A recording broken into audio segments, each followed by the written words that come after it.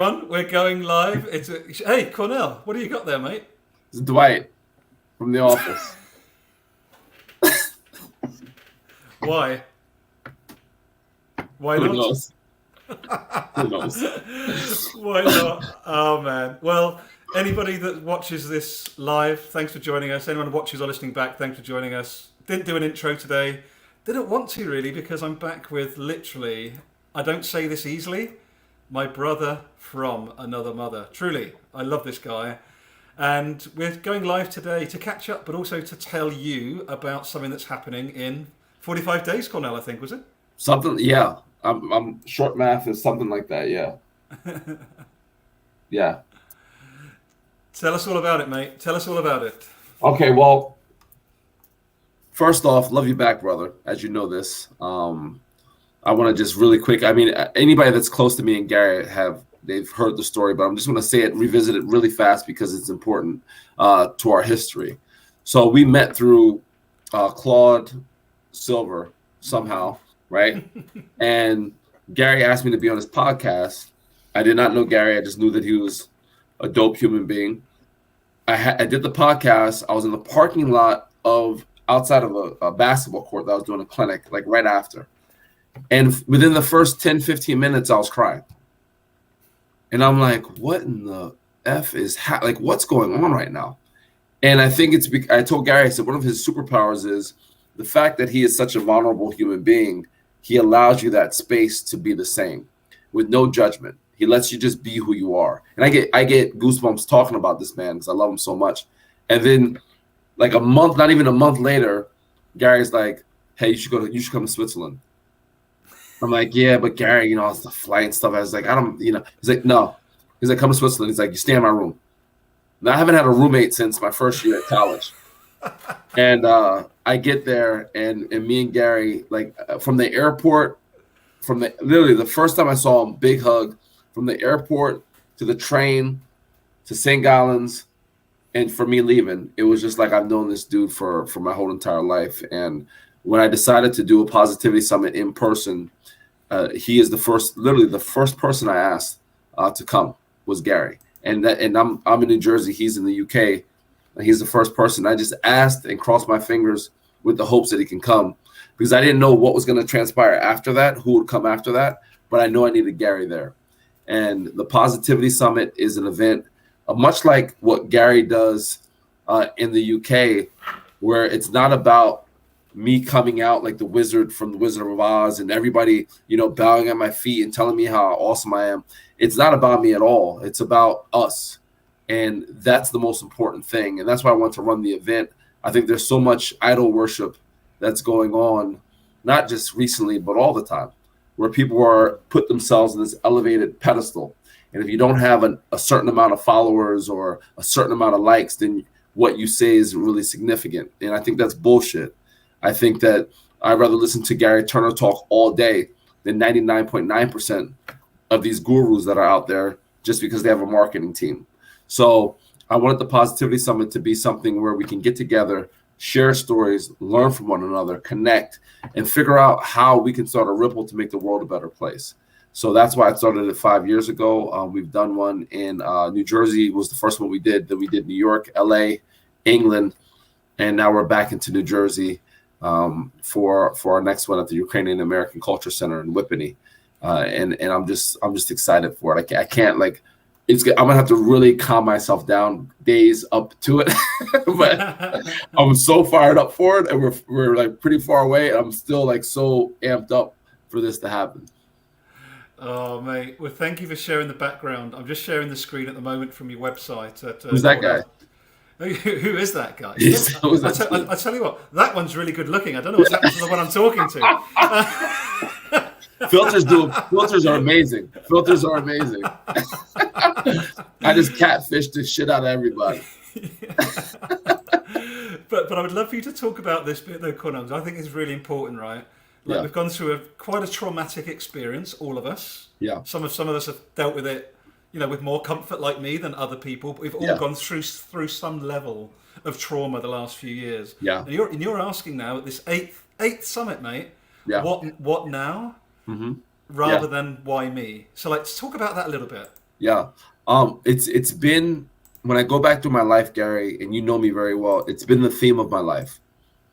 And I think if we go back to people, everybody's life, at some point in time, the people that have rebounded from trauma and struggle, I think what now is usually the theme. Because if it's not what now, then you're going to be someone that feels sorry for themselves all the time, that is blaming everybody else for mistakes that are happening in your life, and just sitting feetled up in a corner somewhere waiting for your life to end. And that's never been me. So all the things that I've been through in my life have prepared me for right now, and getting past why me. And I've had why me moments in my life, but until I started reframing it and saying, whatever the incident is that is making you say why me has already happened. It's already happened. It's already in your rear view. I tell people that all the time. The incident has happened. It's no longer about the incident. It's about, what am I going to do about the situation? So if you spend all your time on the problem, fixated on the problem, you can't figure out the solution. So the what now theme for us is, okay, we've all been through stuff, right? Life has all punched us in the mouth. But guess what? Life hasn't stopped punching us since we were born. Right? Like, life has been punching us since we were born till now. And guess what? Life is not going to stop. Right? Life, it's nonstop. Bop, bop, bop, bop, bop, bop, bop. It's going to throw you jabs, haymakers, right? But on that note, on the other side of that note is, life also gives you beautiful things. It gives you connection, it gives you love. If you're paying attention, it gives you gratitude. You're lucky enough to have kids in your life. You have children. You have friends. You have all these beautiful things in life. So no one tells you when you're born that there's a Surgeon General warning saying, hey, this is hard. This is hard. You don't see it. It's not on you don't see it on your skin. Your parents, they tell you as you get a little bit older, but and I say this a lot. I get goosebumps when I say it. We didn't choose to be here. We were summoned. And I'm going to let that sit for a second. You think about it. We didn't choose to be here. I didn't choose to be on this earth. Neither did you, Gary. Our parents brought us here. We were like, that's what we're told. But really, in actuality, we were summoned. We were picked to be here. Now you got to figure out why. Wow. And that's, I've been on some crazy, deep messes the last 2 years personally. And it's really funny. There's no better timing for me personally, A, this chat, and B, your summit. Because, we've had a couple of chats about the matrix and how the systems work. And I think where I've got to, and I'm really excited to speak about this with you in New Jersey, is it's the andness, right? It's not either or. It's not binary. It's like life's going to throw you punches.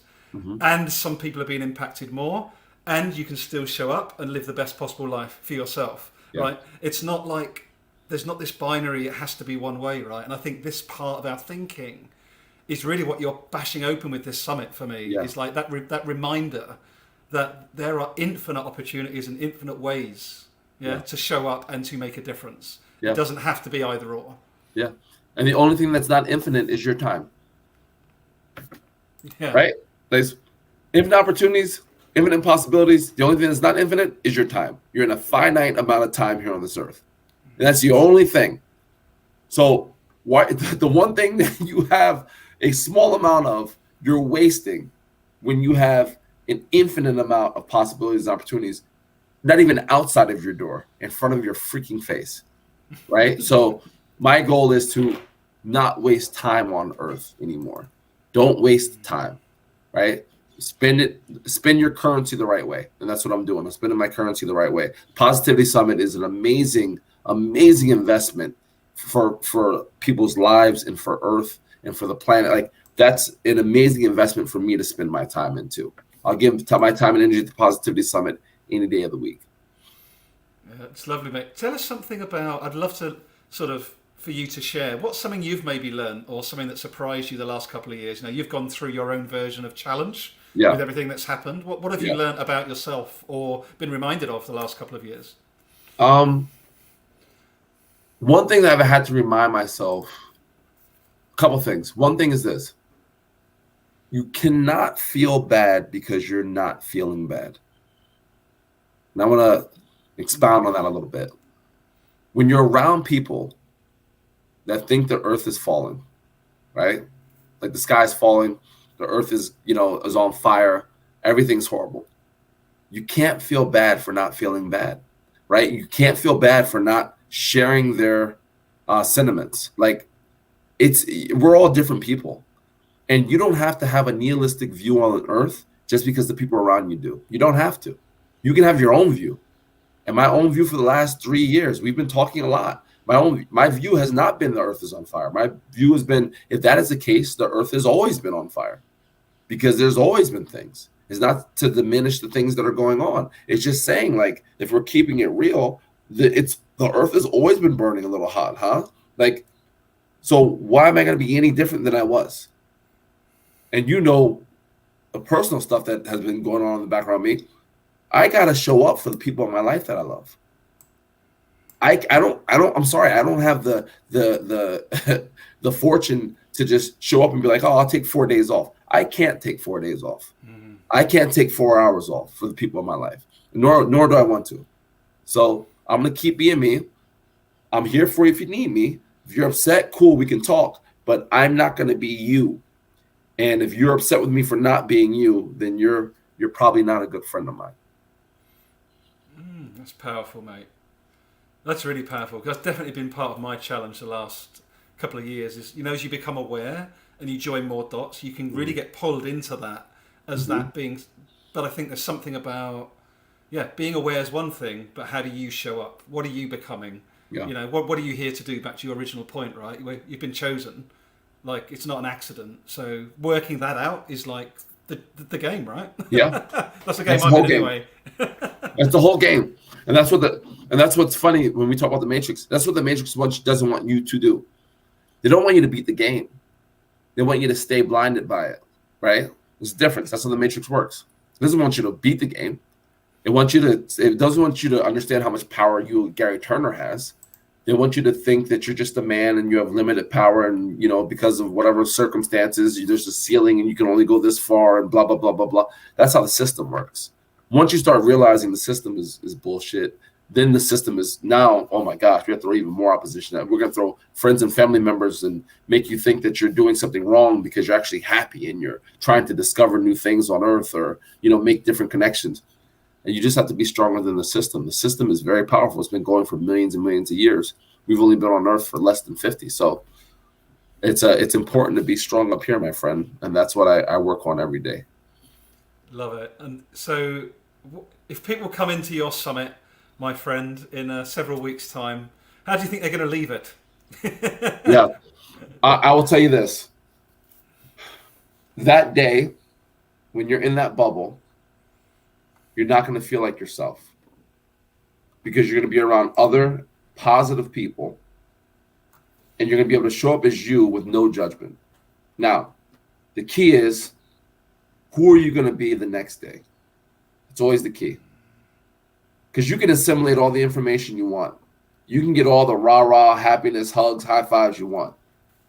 But if mentally you forget what you learned, or mentally you forget the energy that you were just in front of, and you forget that you can be around that energy all the time if you want it to be, even if it's just yourself, then you've learned nothing. It doesn't matter if Les Brown is sitting on Tony Robbins' shoulders with Gary Vee in his shirt, right? You're not going to learn anything, right? So it's the next day, right? It's the next day and the next day after that, and understanding that positivity and mindset is one day at a time. It's like being an Alcoholics Anonymous. It's one day at a time. It takes one thing to get you off kilter, one moment to get you off kilter and spiral you back down into that darkness. We're going to help give you some stories and some tools where, when that time comes, you can combat it a little bit better. And even if you combating it just is thinking about that day, the mission accomplished, right? Or texting a Gary Turner, or emailing Cornell Thomas or whoever's there and saying, hey, you know what? I'm having a minute. Do you have a second? Can I email you some information? Can I text you? And I know you're like me. Sure. No problem. What's up? Right? Because we were created with big shoulders. We were created with big shoulders for a reason. We take on stuff.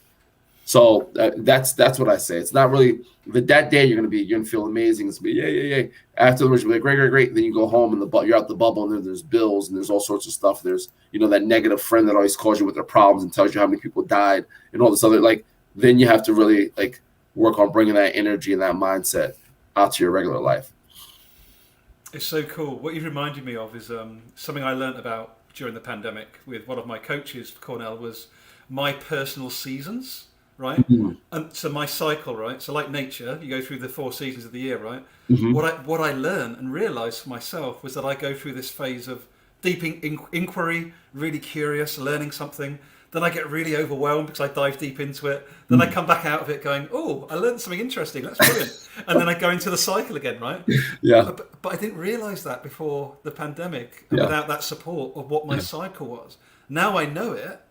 It's much more fun to spot where you are in the cycle and not get consumed by the bit that you're in. Does that make sense? Yeah. Makes a lot of sense to me. And it's knowing that there's a cycle to begin with. Like you said, like, if you don't know there's a cycle, you're just like, well, what's going on with me? Like, why am I losing interest in this? And why am I? The fact that you know it now and you're in it, you can be more conscious in the cycle because now you know exactly what you're doing, right? And we just have billions of people on this planet that have no idea what they're doing. And there's a lot of people that don't care. Like, they're just like, whatever.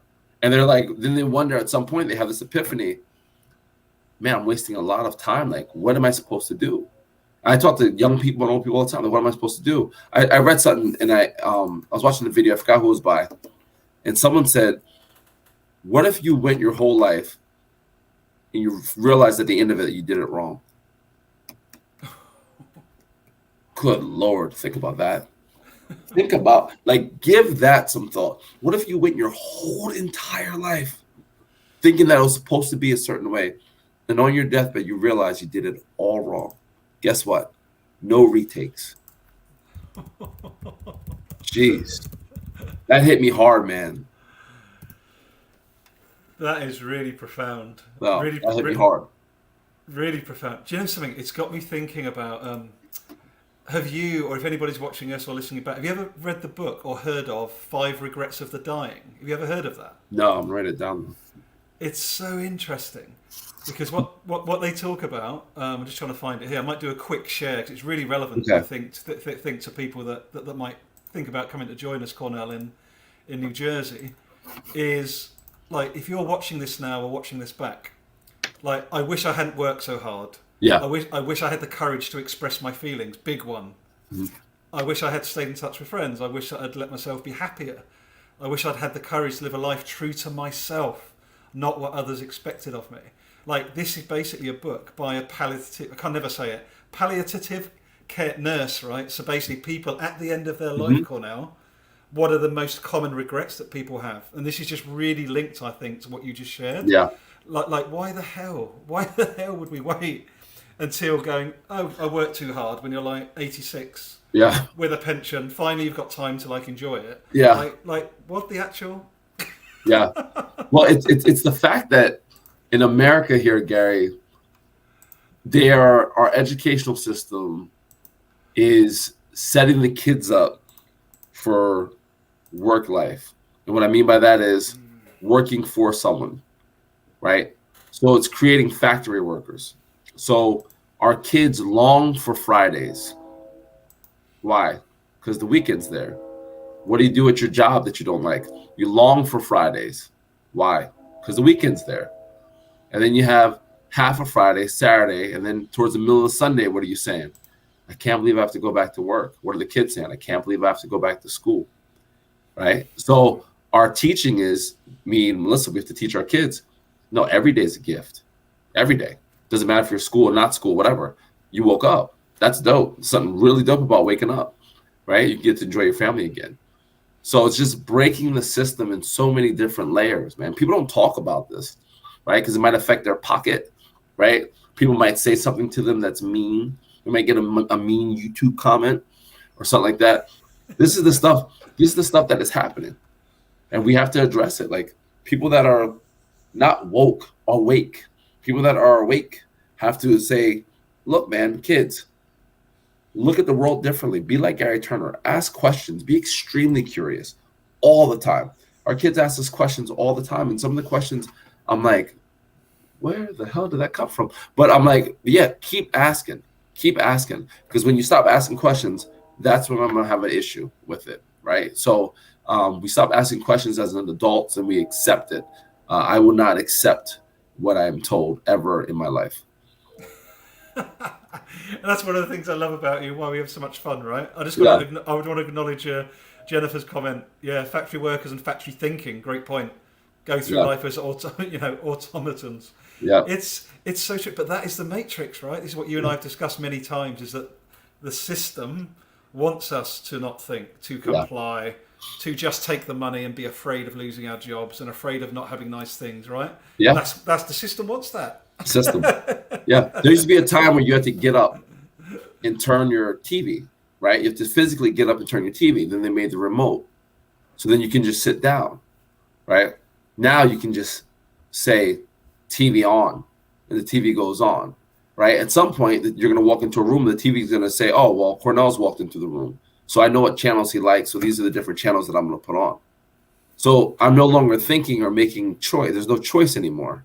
It's being chosen for me, right? So with technology, which is great, right? There's that caveat of, are we actually making choices in our life? Are we just going through life doing the couple habits that we do every day and having other things make choices for us? If you want to get deep about it, like that's what I think about. Like these are the things that I think about. I want to be conscious of my choices. I will go the opposite way out of my complex half the time because I want to change the way I go out of my complex. So I'm so used to going out of my complex, making a left. Yes. I'm going to go right just to change things up. Sometimes I'll go out the garage instead of going out the front door just to change things up. I want to be conscious that I need to be able to make choices still and not have my habits make my choices for me all the time. I'm really grinning, right? What am I saying with Winnie the crazy cockapoo who's at daycare at the moment? Yeah. The number of times, like my wife and I do this actually, Jackie, like we'll literally go a different route with the dog to break it up. So it isn't just that autonomous route. It sounds so simple, doesn't it? Yeah. But it really does break the psyche of that compliance mindset. That's why when people say, well, when do you do your lives? I don't know.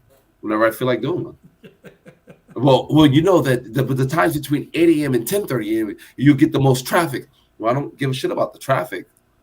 I jump on my lives. I do my lives when I feel inspired to do a live, and that's when I do lives. When you post your podcast, I'll post one today. Why? Well, I felt something. I felt it, and I'm gonna post something. Yeah, but do you know? I don't care about the algorithm. Screw the algorithm, right? I do it when I feel it. Same thing when I write. I write when I feel it. I don't feel it, I don't write. 6 books coming out. When? I don't know. Some point. Now you're making me feel bad because I planned today, Cornell. Now I feel bad. You can still plan. I'm joking. You can still plan. I'm joking. Yeah. But there is something though. I love that intuitive, right? There's something like for me. There's a really beautiful vulnerability and like potentiality when you do what you're doing, right? You just turn up and just go, right? Improv, just chat and just share what's on your heart or mind. Like that is the antithesis of the education system, right? Yeah. That is the complete opposite of what you're taught to do. Yeah. Yeah. I think that I was telling my brother Rob about this, who you'll meet, who I talk to you about a bunch of times, my oldest brother Rob, and very religious guy, and he said, you know, God has a blueprint, right? And I'm not a go to church guy. I believe that God's in all of us, but I don't go to a physical building, right? I don't think I need a physical building to pray. He says God's, has a blueprint for us, and we're allowed to make choices in that blueprint. And I thought that was pretty cool. Like we're allowed to make choices in that blueprint, right? So it's almost like getting an outline. We're like, okay, here's the outline, and then write whatever you want within the outline, right? Like I'm gonna let you go. And make mistakes and do, be wrong a lot and etc. But we'll figure it out. And like you have all these different outlines that your life can go depending on the decision that you make, right? It's like, that's why I feel the blueprint's already written for me. And when I look back at my life, I'm like, yeah, I mean, it makes sense. Like when I was 7 years old, going to my mom's church, they used to make us go up and read a Bible scripture in front of the congregation. I was like 7 years old. Never thought I was going to be using that, 30 years down the line. Speaking, I'm coaching. I have to inspire kids, a group of young men every single day, right? Here I am speaking, like all this stuff. Like, so I just feel like it's hard for people to fathom that they don't have complete control. But if you do feel like, hey, there's a blueprint out there, like if you believe that, you'll see, even when the bad stuff happens, you'll be like, okay, well, this is unfortunately part of the plan. I'll hopefully figure out why it is what it is, and I'll keep following it anyway. It's really nice because whether you're, like you say, religious, agnostic, Mm-hmm. spiritual, believe in energy, whatever your thing is, Yeah, what I've learnt for me over the last several years is that without a doubt there is something going on, right? There's an energy, yeah, there's a path, and there's always lessons. And yeah, the thing I'm most excited about is what am I going to learn when we're in New Jersey together in a few weeks' time? Like, what are the stories that are going to come out? What am I going to get blown away by that I would never have expected had I yeah, not been in that space? yeah. That's why I like to travel, Gary, because the one thing when I'm on a plane, I have no control over. I have no control over any outcome. There's nothing I can do. Right? I'm on a plane. There's nothing I can do for 6 hours, 7 hours. I mean, I can write people, I can email, I can say whatever, but there's nothing I can really physically do to control an outcome. And then when I land, I know that I'm seeing people that I may not ever see for the rest of my life. Right? Like I'm walking past people, I'm driving past people that I may never ever see again. Or I might meet someone in a shop that I may never ever see again. So what's that first exchange going to be like? And can I leave them with something that's memorable and positive? As a representative of America, and as a representative of my family. So it's like I that's what I love about travel. It's like just being able to see people like I might never see this person again, but we had such a great conversation. I hope that I represented my family, my country, and everything the right way. I'm laughing now. I wish I could find the picture. Do you remember when we was on the way again on the way to St. Gallen in Yes. Switzerland, and you met that guard? Yeah, Do you from the remember train. From the train. the train guard, and he Yes. literally just followed you all the way down the train because he He's just my guy. loved your energy. He just Yeah. totally just like was absorbed by your energy. Like he's literally just drawn in, and he followed you all the Yeah. way down the We carriages. took a picture with him. He Yeah, that wanted was a awesome. picture with him. That was awesome. I gave him a book. But it's just such a beautiful example of Yeah. as we show up Hmm. as fully and as boldly and as ashamedly and as caringly as we Hmm. can. Yeah. That attracts. Like this isn't woo woo stuff, right? No. People feel that. They Yes. genuinely feel that, Yeah. as that guard did. When we walked into the dinner the first night we were there for the Ignite conference, and all these young people, it was like a 75-second feeling out process, right? Like, oh well, these are who these two crazy people that look like they act like they thought we knew each other already, right? And then after that, boom, right? And then me and you are off. Like we're talking to everybody, like, and everybody's like, we're joking and laughing and having fun. And the kids like, that first they're like, because they don't know if these people are going to be serious, if they're going to be, whatever, right? And they're thinking two adults are going to come in, two adults are going to come in there, all serious.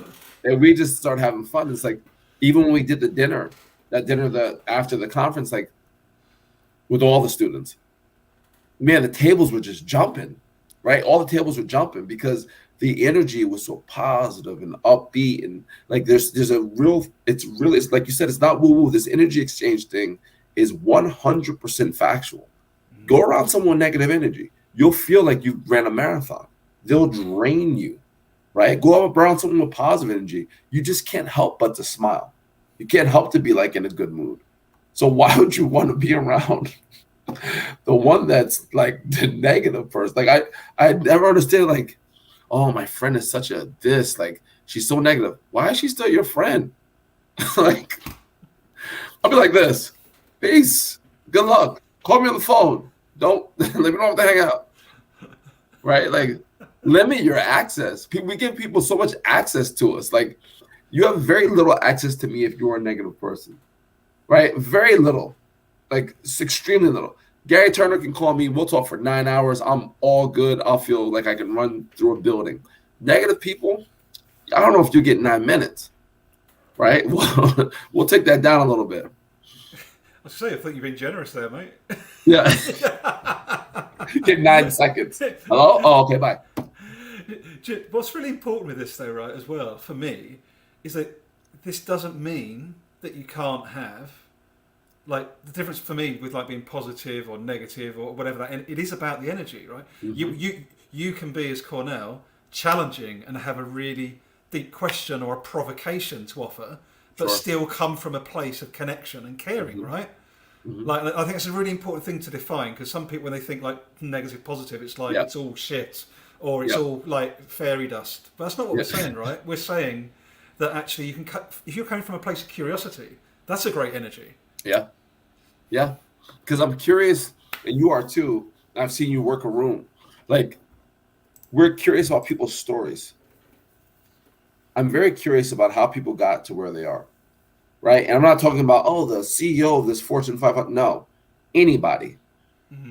How did you end up here? Like, how'd you end up, in England? And you said you're from Saudi Arabia. Like, how did that happen? Right? Like, I'm very curious about people's stories. And when you have this deep curiosity in stories, like when I meet good people, I'm like, I want to know about them. Like, what's up with them? Right? When like that curiosity, it makes the person feel seen. And that's powerful. If you can make someone feel like they're seen, that's a real big superpower. You do a great job of that, Gary. You make everybody feel like they're seen. And I'm telling you, man, I get emotional thinking about it. Like, everybody you're around, you make them feel seen. Like, hey, here's someone that is here for you, that's listening to you, that sees you. And their heart just goes like this. It just opens up and then just pour out because you pour into them, right? So, like, again, you have a lot of superpowers. That's another humongous superpower you have that you allow people to be seen in your presence, which is awesome. Oh, it's very kind of you to say, mate. I can't wait for us to be in the same place. Can you believe it? Only met once in real life. Like it doesn't make sense. It doesn't make sense. It doesn't make sense. But but I can already feel like I'm grinning. Like my whole body's just going like, can't wait. This is going to be amazing. Now I don't know where Dr. Jennifer Todd is based, but Dr. Todd, if you are anywhere near New Jersey on the 29th of July, even if you're not. Even if you're not, get on a plane. Get in here. You're a doctor. You got some extra change. Get on a plane and come to the Positivity Summit. I'll give you a special promo code just because you're on here. Make it happen. I love that. And I love this comment as well. Being curious shows an authentic, good word, interest and vulnerability. Yeah. Yeah, instantly draws people in. Instantly draw people in, yeah. Love that. 100%. I want to know how Doc became Doc. Yeah, Dr. exactly. Washington, D.C. Come on. Come on. Sign up. You should be there already. JT, what are we doing? That's 5-hour drive. That's nothing. Hour and a half flight, maybe. There we are. Who knows? We might get to meet Dr. Todd. I think we will. I think she's coming. I hope so. Yeah. It's I want to honour your time, my friend, as we're getting towards sort of 25 to 11 your time. As you said, we can talk for hours. It's easy. Easily. But we'll save a little bit for New Jersey. So some final thoughts from your side, mate, regarding the Positivity Summit. Anything else you want to be sharing about the events? Just expectations. Like I always tell people, I show up to a lot of places with no expectations. I just don't know what to expect. When I go to speak, like I'm speaking a bunch in the next 3 weeks, I have no idea what the crowd's going to be like. I don't know what they're going to look like, right? I'm just going there as me. And that's what I ask people to do at the Positivity Summit. Just show up as yourself, your true self. You don't have to put a mask on. You don't have to, there's not going to be people like, posturing. It's just show up as you, and you're going to have an amazing experience. What better comment? And I'm just running through the website. Go and check it out, cornellthomas.com. You can go and find out a bit more about the other speakers that are going to be there.